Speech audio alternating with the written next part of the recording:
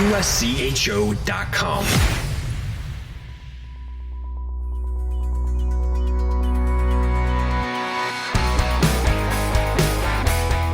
Welcome to USCHO Weekend Review for Monday, October 7th, 2024. I'm Ed Trefzger alongside Jim Connelly and Derek Schooley.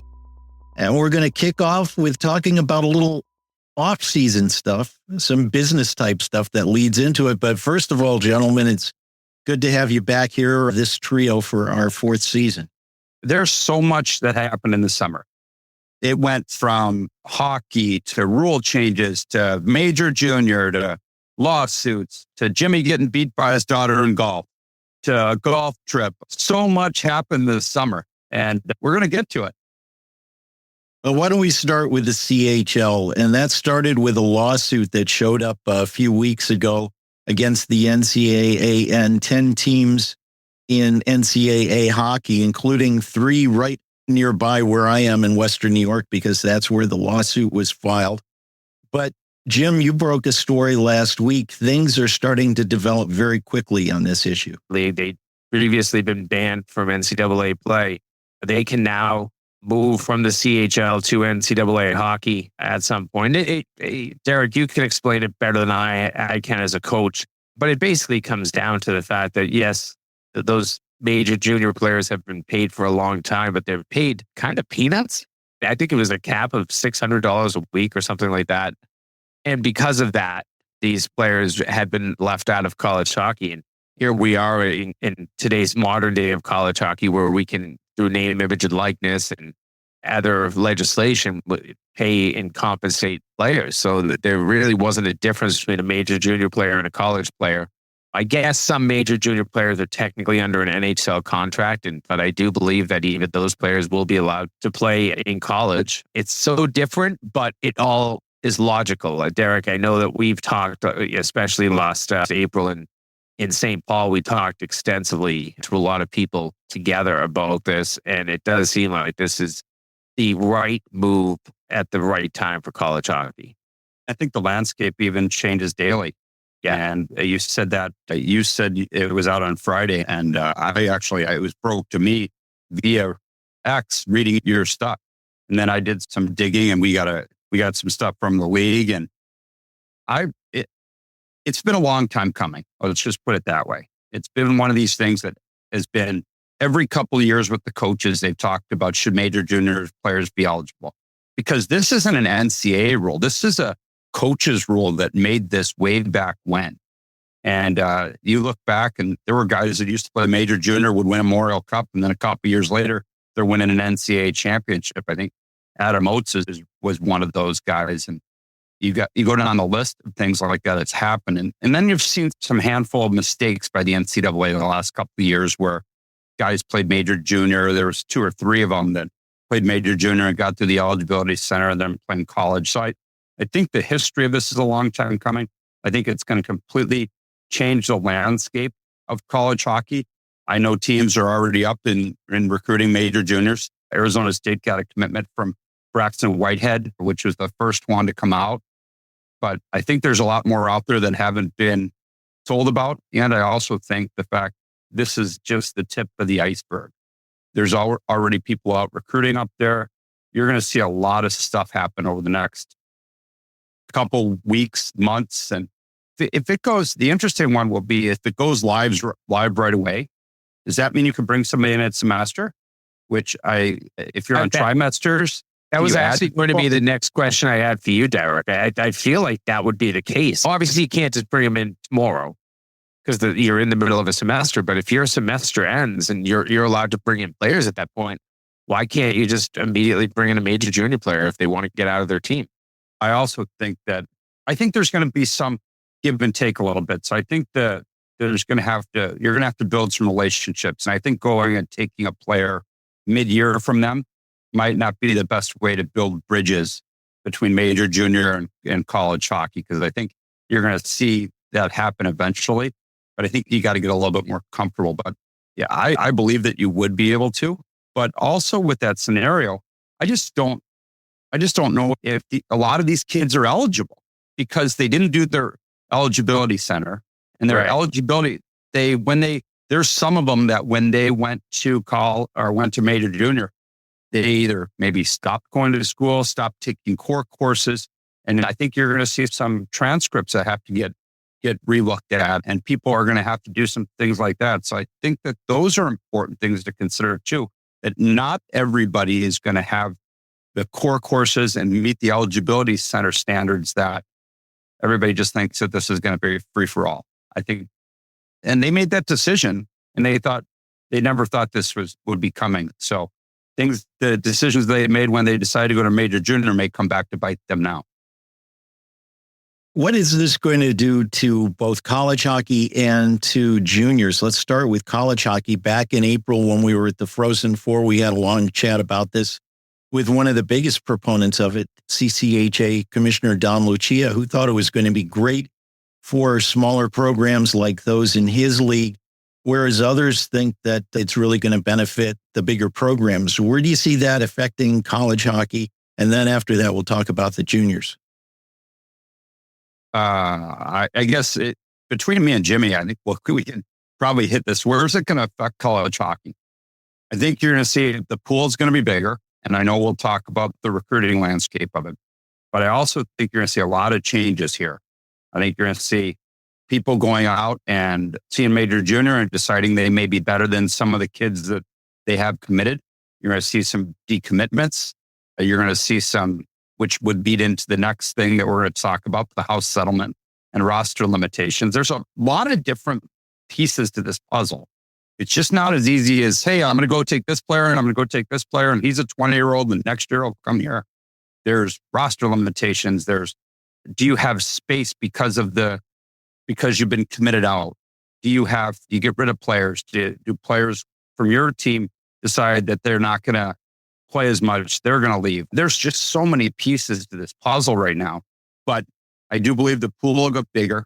I still think the big schools will get the potential big guys out of major junior who want to come. But the trickle down will be they can't take them all. And then there's going to be some other players that come in. Players get put back in the pool. And I see that kind of a little bit where that affects college hockey. I also think, interestingly, that College Hockey Inc., which has been around for more than a decade, their mission basically changes completely now. They have been really about educating players on how they keep their eligibility, how they don't, how if you committed to major junior, you lost your NCAA eligibility. That is now all changed. There's a totally different education process for the players. The other area, and maybe this is where the mission of CHI really changes, is I think this could maybe push a couple of programs out there that have been considering adding Division I hockey, push them to actually make that addition, because there's now a larger player pool. It's not, we'll mention Stonehill a little bit later in the podcast, but that was a tough start for them last year, starting a program up from scratch with all new players and looking for a player base. Now you've got a larger player base. And I think that, I don't know if you agree with it or not, Schooley. I don't. I think you're still going to, does this maybe let Navy or Illinois or one of these schools that we know have been on the fence, does this help them? I don't know the answer to that. I don't think it does, Jimmy, and because I think this all comes down to finances. It doesn't come down to the player pool. And I've heard that argument a couple times, and I just, as a person that went through a financial difficulty and hardship with our program, it wasn't because we had players, because we had good hockey players, right? It's going to be because of revenue sharing, and football and basketball are going to stop that. It's going to be because other people don't have their enrollment's not where it needs to be. They're not getting it. The athletic budget isn't where it's at. I've heard that argument. And while it sounds like it would, I don't think because the player pool is bigger, it's going to open up. I think the bigger concern is when they go to 26 scholarships with the house, that caused programs to rethink what they want to be involved in too. So yeah, and we'll talk about that in a moment. But what about major juniors' effect on the junior leagues that are traditional feeders for college hockey right now? And I look at the BCHL and USHL primarily, and maybe the NAHL. How does the knowledge that a player can still go to college and play if they've been a major junior, how does that affect where players opt to go at the junior level? I think it does tremendously. I think the USHL and BCHL, they'll be immune to it because they've put themselves on this pedestal of being the United States Hockey League, and BCHL has taken over the Tier 1, the equivalent of the United States Hockey League in Canada.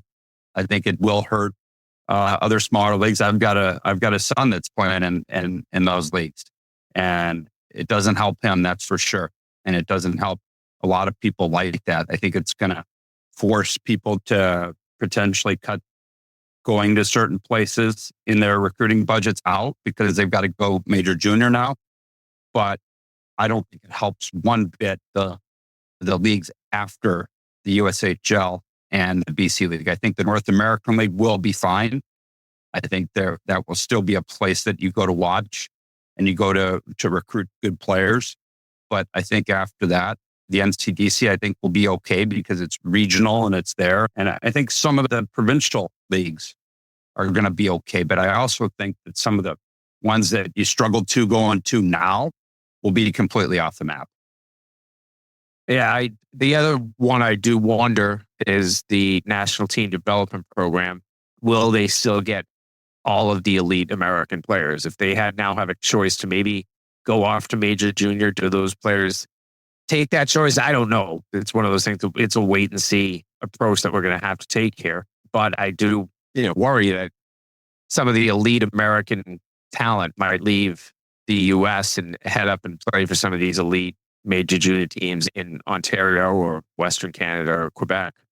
Do you believe, and I'm asking this, Jimmy, as me asking you, do you believe that the players still don't want to play with the best and play against colleges? That would be the question that you have to ask those elite players. Right.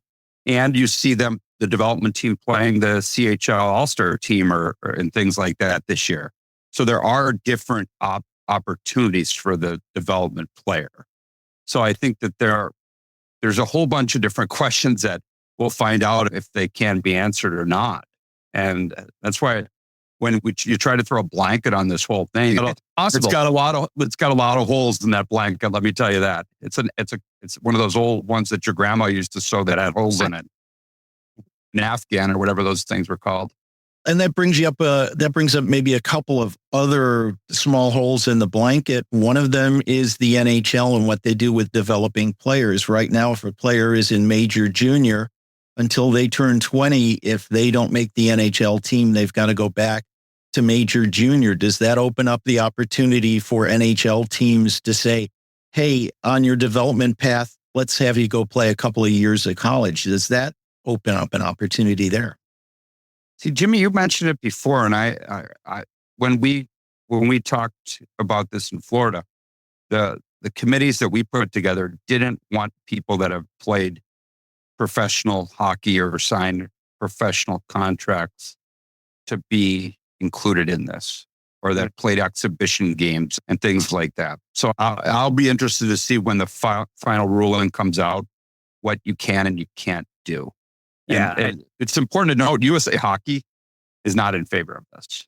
That's correct. The other thing too, and going back to Friday when I got the information, the communication that was sent to me that I was told went to administrators. So I believe the commissioners got this communication up front.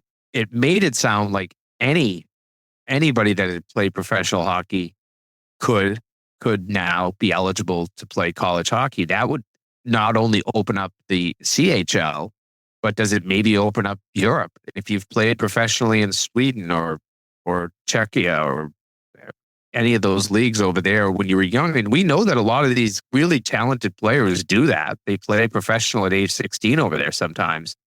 Can they now find their way to college after a couple of years of pro over there? That's something that I think interests me as well. I think that you've said this enough here at schools. There's no way do you just throw a blanket over this and you know what is happening.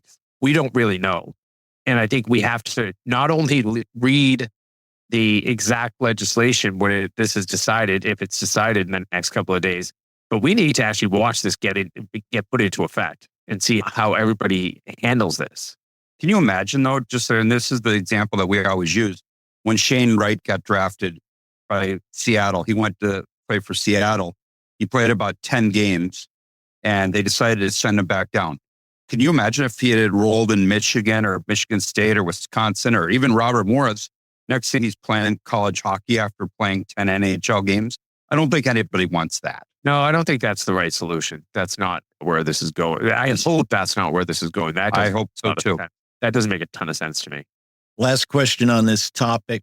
During the summer, Sean Hogan was named the new executive director of College Hockey Inc. after working in the education end of things for the men. College Hockey Inc., part of it was to promote the college route as opposed to Canadian Major Junior. Does this change the call to what CHI should be doing with this change? Do they have to change their focus a little bit? Yes. Simply said, yes. I mean, there's no, I already mentioned it, but there's no real reason for them to continue they've been stumping for the last decade plus. It'll change, no doubt. But there's still plenty to do to market this game.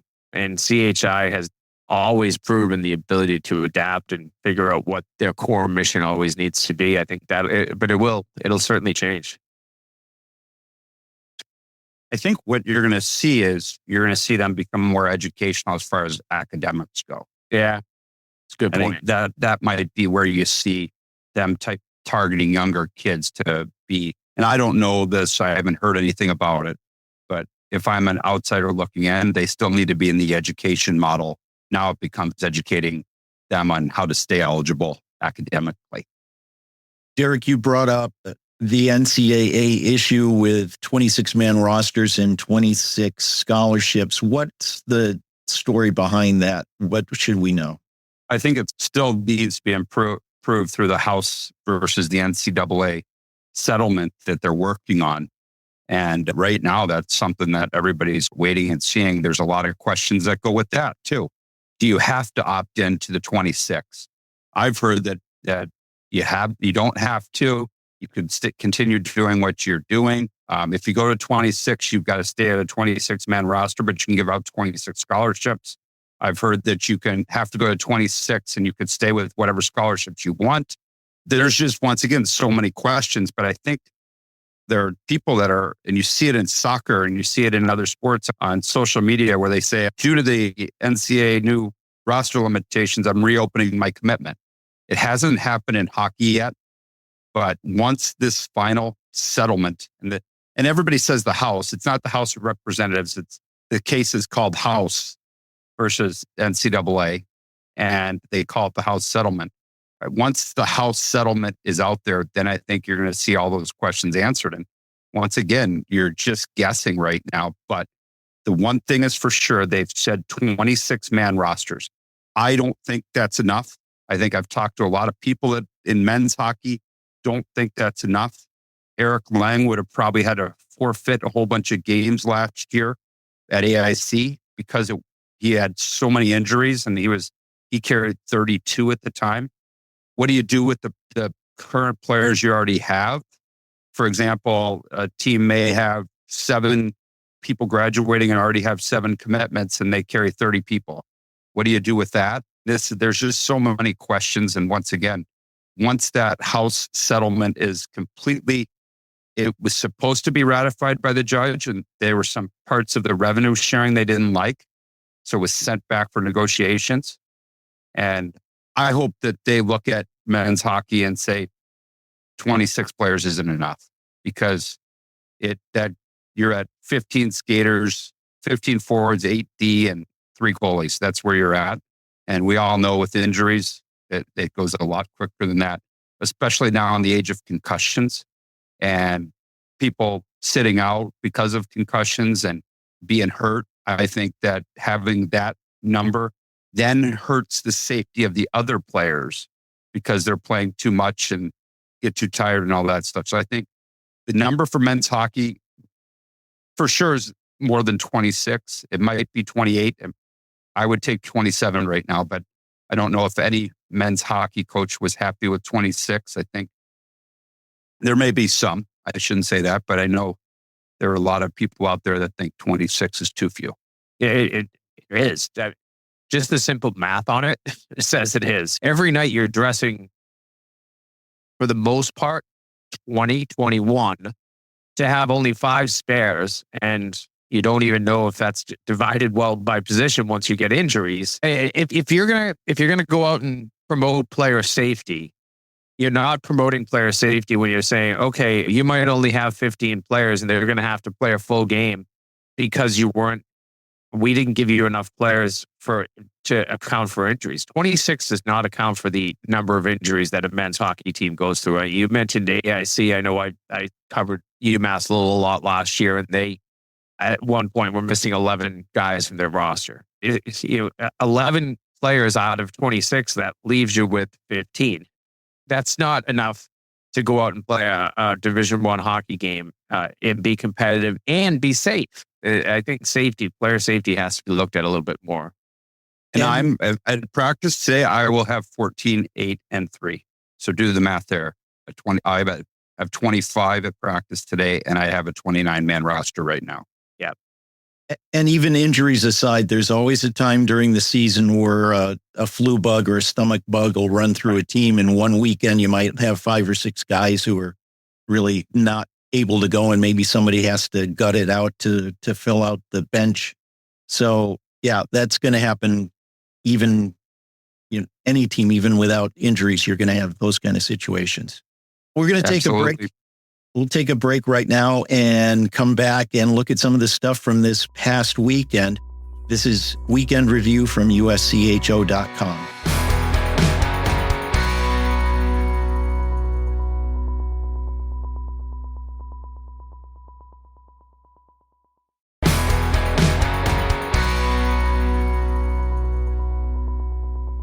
Welcome back to USCHO Weekend Review. We were just talking in the break that after that segment, maybe we should retire for the rest of the season and just show up at the Frozen Four.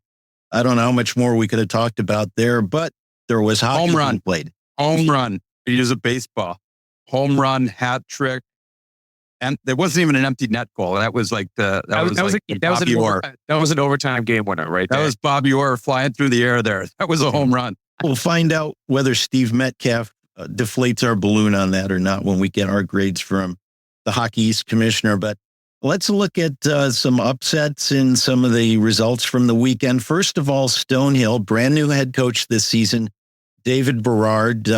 Derek, you coached against him when he was at Holy Cross. He also you probably ran across him when he was an interim at UConn. But he's back behind the bench.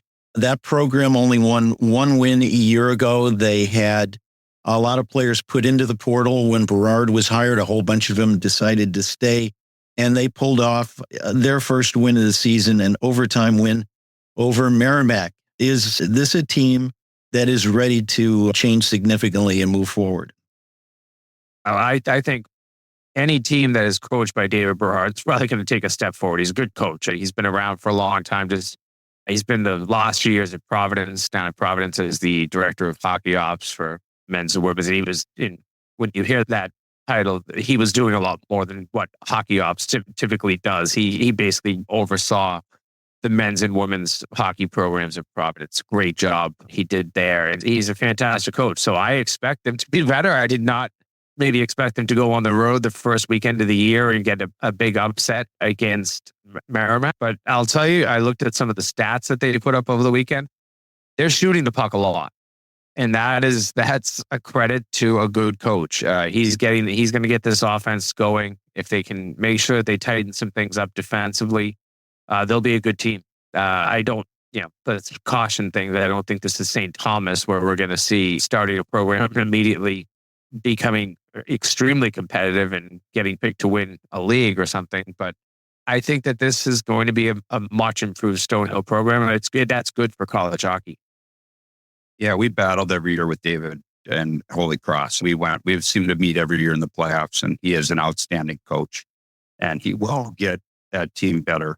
We talked about roster limitations. Merrimack went through some big time roster issues this weekend. They had to address their student manager who didn't even practice with the team. And their 3 goalies were either hurt ineligible or serving a major junior suspension. So there were some distractions for Merrimack this weekend, but you shouldn't take that away from a good win by Holy Cross, or not by Stonehill. I'm still stuck. David likes the purple. He goes from purple to purple. So I think that you can't take that away from David, and congratulations on him coming back in, getting his first win in overtime, tying it late. If you watch the highlights, Merrimack had a 3-on-1 on the empty net, couldn't complete the pass with about 14 seconds left, came back down and tied it like literally with eight seconds left. Yeah. So they had a 3-on-1. All they had to do is complete a pass. It bounced off the stick. Stonehill comes back, scores, and then wins it overtime. And talk about it. I feel bad for the student manager. He was 8 seconds away from a college win and a highlight. His parents had to drive, or brother had to drive his pads and equipment down from Maine to meet him just so he could start practicing, because he didn't even have his equipment with him. It was red and white and blue, and he hadn't played a game since his high school. He made a save on a penalty shot too. So a lot of Rudy-esque type things that went on in that game. Let's talk about Michigan, a loss on the first game of the season, a split on the weekend with Minnesota State. Good for Minnesota State. Anything to worry about there with Michigan? Is that going to come back to bite them in March? Jump off the bandwagon. They lost the first game. Oh my God. I know we talk about those losses really hurt. Loss in October is the same as a loss in March, but I don't think this is a massive. It's an upset, but not a massive one, especially the way Minnesota State has been rolling, and they got a transfer from Minnesota to join them. So I don't think that this is going to hurt them as much in the pairwise as a loss to somebody else would. Yeah, I totally agree with that. This is a Minnesota State team that probably still finishes top 2, top 3 in the CHA, probably well above 500 at the end of the season. I like what Luke Strand has done with that program. Great guy. I got to meet him last year for the first time. And I think that you'll see these types of games early in the season. It's very easy. Derek, the psychology behind this, you can tell your players, hey, this is a tough team we're playing tonight. Hey, this is a tough team we'll play tonight. But there's still young players that will go out there and sometimes maybe not show up for the entire 60 minutes. And good for the Mavericks, making Michigan pay on the opening night of the season. But on the second night, Brandon Naurato picked up his 50th win behind the Wolverines bench. North Dakota had an exhibition with Augustana and lost that one 4-1. It was probably a very emotional night for Augustana, as they had lost assistant coach Chad Demers at the age of 33. A lot of fans or of hockey who watched Air Force back in the day will remember him as an outstanding player for them, but he battled brain cancer over the last several years. But a 4-1 exhibition win for Augustana over North Dakota, does that even matter? First of all, I got a chance to meet Chad. I recruited him a little bit when he went to Air Force. And then with my friendship with the Air Force staff, we all rented a house one year in Naples, and somehow Air Force coaches got their own beds, and I had to share a room with Chad with 2 twins. And I was in one twin, he was in the other. But to watch what he went through every night to try to stay healthy was something that I was very impressed with, his determination, and what a really good person. And you could see it by all the tributes and all the money that was raised by the Fargo Force. They were outstanding, and everybody trying to raise money to help him with this fight. And my thoughts and prayers are with his family, and got 3 young kids and 33 years old to go through that. He was a fighter and a good person, and thoughts and prayers are with him and with his family. I'll go back to what Ed's question was. Obviously, I echo your sentiments. That is just a huge loss. But I'll answer the question that Ed asked. Does this matter? No, probably not. Not for North Dakota. Does it matter for Augustana? Probably. Absolutely. You just got some good confidence in there. Your team's playing with some great emotion right now. So for them, it does.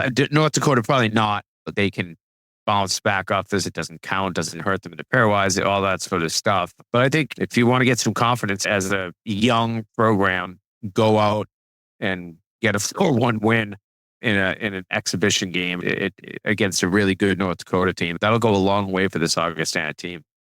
Over the weekend, some pretty good records for 5 of the 6 conferences in Division I men's hockey. CCHA at 500, Hockey East, ECAC, NCHC, and Big Ten over 500. Independents were 1-4, and AHA was 2-10-0. And I was thinking a little bit about how frustrating that might be and how frustrating it was to the league's previous commissioner, Bob DiGregorio. Today's his birthday, so that's what reminded me of him.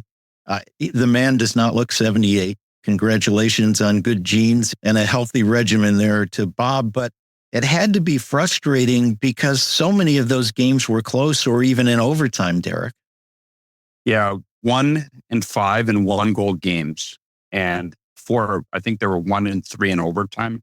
Air Force got a big win after a big loss against Arizona State. RIT obviously won yesterday. But if you look at some of the results, some of the goals were, even the non-overtime, there were a couple goals that were scored in like the last 10 seconds of the game, the last couple seconds. The record is deceiving. I'm putting my coach's hat on. And obviously, we all want to do better in non-conference and in our league, but the record's very deceiving because the games were close. And they always say, I'd rather win ugly than lose pretty. And there's still losses, but it has the ability to turn around pretty quickly. Yeah, I had a chance to go to Bentley twice over the weekend, and I can tell you that's one Atlantic team that they will be good. Andy Jones has an offense that can score. If they can get some good goaltending and defense, they'll be fine. They gave UMass and UMass Lowell everything they could handle over the 2 nights that they played over there. But it stinks to be 2-10-0 after 1 weekend, though. That is what's difficult as a conference, because we talk about it all the time that you know what your future is based on your non-conference record. And if you want to start getting more than one team in the NCAA tournament, a 2-10-0 weekend, as close as it was, doesn't help. Obviously, there's plenty of hockey left to be played. There'll be a lot of games for these Atlantic teams to maybe come back and find some victories over especially the next 3 weeks of where you have a lot of non-conference play. But it puts you in a hole. And they've dug, as a conference, Atlantic hockey has dug itself a little bit of a hole. But I do think that there's going to be a lot of good teams in that league. Obviously, I know Schooley, you're one of them. But there's a lot of competitive hockey to be played from those teams. So I don't write this conference off, but it's a tough start. Atlantic Hockey America. Oh, I have to add the American, don't I? AHA. Yes. No, but getting away from Atlantic Hockey America, getting away from Atlantic Hockey East minus the overtime loss to Stonehill was perfect. Would have been perfect. Would have been perfect. Yeah. If they convert on that 3-on-1 on the empty net. Correct. They're 6-0 on the weekend. We had a good weekend for the Big Ten, too. That Michigan lost, the only loss out there. I think that you saw NCHC with a 4-2-2 mark, ECAC 4-3-0. There's some decent records out there. It's so early. Week 1 is not somewhere where we should be marking anything down in terms of benchmarks. But Miami and Ferris tying twice, right? Bemidji beating Duluth. There's some games that are out there. You go, okay, yeah, and you watch all of them on TV. And Army, they had Union, and wants to get another 1-goal game. Union getting a win. You go down the list of games that were tight, and God, do I love ESPN Plus and Flow Hockey having all these games. You know, you missed the CCHA now because they went to their own streaming package, but between Flow Hockey and ESPN Plus, lots of hockey on this weekend. There'll be the first poll of the season today. I would expect Denver will still be number 1. They swept up at Anchorage this weekend. It was an easy number 1 vote for me as I did my ballot this morning.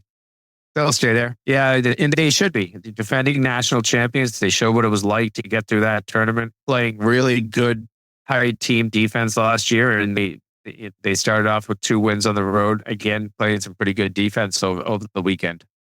To be the man, you got to beat the man, and they haven't lost it yet. Right. Did they give up as many goals this weekend, though, as they did in the entire NCAA tournament? It was pretty close. Couple of quick hits. Frozen Four cities were announced last week.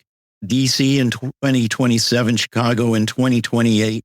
Both years, the regionals will have 2 Western and 2 Eastern locations. Rochester back is one of them in 2028 for the first time in that'll be like 20 or 21 years at that point. I like the cities.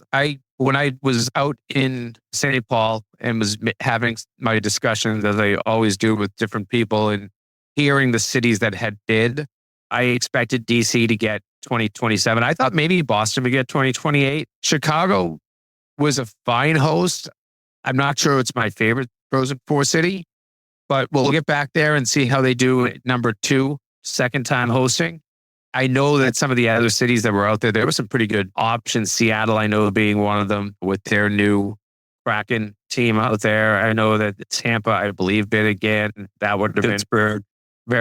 Pittsburgh. It's been a while now. I'm not remembering every one of them, but those were some of the highlight cities. I thought Seattle might have a punter's chance in this because it would just be a different place to go. I still think that's what this tournament's looking for. But if we look at where we are right now, we will have 4 consecutive Frozen Fours in markets that do not have college hockey.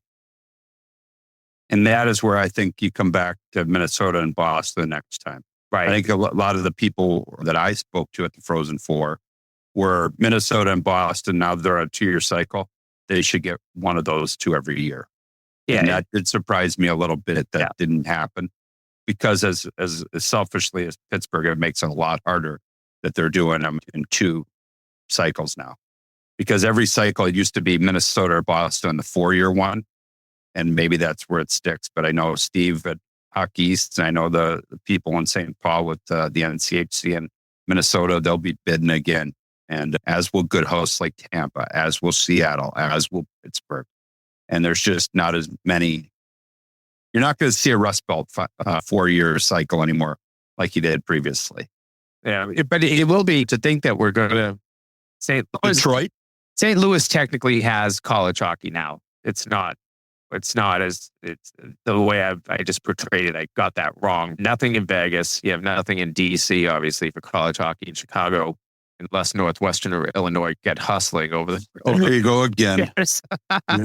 We won't see any. We won't have a local team there. I guess Notre Dame is pretty darn close. But you got Detroit too, that still hasn't got their one back from the COVID cancellation, and Pittsburgh, who had the limited attendance. There's still a lot of sites out there that are good sites that you haven't been back to in a while. Last item, we'll just hit this quickly. There were a lot of rule changes announced during the summer. Every other year, there's a new rule book. Some of it had to do with things like being able to call a 2-minute minor on hitting from behind or contact to the head when the player that gets contacted puts him or herself in a vulnerable position. And I'll even throw in a comment on watching some of NCAA D1 women's hockey, that the adaptations they've made on body contact and what constitutes body checking and what constitutes positioning and so forth has really helped the women's game step up the physicality without going over the line. And I think that's been a good thing too. Anything stand out with rule changes, maybe especially from this past weekend? I don't think in the games that I saw anything was called from the new rules. So nothing could stand out to me. I know you saw a minor given on a head contact to the head. Yeah. We were talking before we got on the air, the new high sticking rule of it's no longer the crossbar or 4 feet. It's over the shoulder. And I was even told by Brian Murphy from Hockey East in an email that I did not realize that if you, say, fall to your knees and play the puck over the shoulders, that will be a high sticking. It'll be interesting to see some of them put in. I actually, Ed, you brought up the body contact in women's hockey, and I had a chance to work a lot of PWHL games last year, and they allow a lot more physical play than we are used to seeing at the college level. I thought that really improved the quality of the game. It actually, I felt like the hitting actually sped up the game a little bit. I think that you weren't as scared to make body contact, so you weren't backing off a play. The players were more aggressive. So I'd like to say I look forward to seeing this more of the women's game in college level. I'm going to be calling a women's game this Friday, which I don't get enough opportunities to do. I'm really excited to see Northeastern and Boston University women play this Friday. But I think that anything that can make the women's game even more exciting is a massive positive. I think that a little bit of body contact will not hurt this game at all. About 20 minutes ago, I received an email clarifying a whole bunch of new things with the new rules, talking about continuous play and how continuous play is meant for if the puck trickles through a goalie and goes in the net and the whistle's blown mistakenly. I guess there were questions about rebounds on continuous plays, and if the goalie kicks a rebound out and then the guy shoots in the empty net, that's not the case. Questions on the new high sticking rule, questions on penalties with being 2-5, or even if they go in the box now, they can take it away, just like the NHL on a 5-minute major. So there's a lot of different things. If a minor is called on the ice, it's got the ability to be a minor or major. You cannot take that away. If they call a major on the ice, then they could take it away and it could be 0 from what I understand. So there's a lot of different rules that people are going to get confused on. A lot of it has to do with video replay challenges. You're going to have people asking for challenges and they're going to say you can't challenge that. You don't get the power play after you score a goal. That happened this weekend in one of the women's games I was watching, Robert Morris and Bemidji. There was a delayed penalty. They scored. They didn't get the power play. Right. So that doesn't happen anymore. So there's a lot of different things that are going to happen. And I think you're going to have a lot of broadcasters going, this is what, and not knowing the new rules. You're going to know a lot of coaches not knowing the new rules. And it's going to take a couple weeks to get into everything that you can do with the new rules. For the record, Brian Murphy, hockey's supervisor of officials, has included me on his weekly rules quiz. I am 11 for 18 thus far this season. I will stay in broadcasting, not go anywhere near officiating because I don't know the rules myself well enough. I did get to attend a rules Zoom call for media last Tuesday that the Big Ten put on. Steve Piotrowski, the longtime supervisor of officials there, went through that. And they also shared with us the rules video that was sent out. The thing that really stood out to me, besides seeing the 2 minutes on contact to the head, the thing that really stood out to me in the 2 games I broadcast this past weekend was what a joy it was to see faceoffs just be faceoffs and move on. That was a very frustrating point for linesmen when they had to give the warning. And as they said, after you gave that warning, everybody cheated. Right. Now, I saw a couple of guys tossed out of the faceoff dot, like it's going to happen like in the old days. And on situations where one team can't change, like after icing or knocking the net off, saw a warning. But none of the nonsense. I mean, we saw games last few seasons, where there might be 30 or 35 or 40 warnings in a game. And it was just like, oh, for crying out loud. Yeah. You know what? Everybody wonders why you can't do it on situations after the change. And somebody said that to me. One of my players said, why can't we do that? What would be a winger would go and take the face off, slow it down, then get kicked out on purpose. Mm-hmm. And then have the center come in just to give them an extra break. So now you can't do that. That's why that takes place when you guys are broadcasting your games. That's why that happens. There's a lot to keep up with, and boy, we've covered a lot today, and I think it's a good time to wrap up. I told you we should have had an opening show a week ago, but you guys said, no, let's just do it once. Hopefully everybody stayed with us for this hour. I know Steve didn't. Maybe he'll finish it when he walks the dog tomorrow. For Jim Connelly, for Derek Schooley, I'm Ed Trefzger, and this has been USCHO Weekend Review.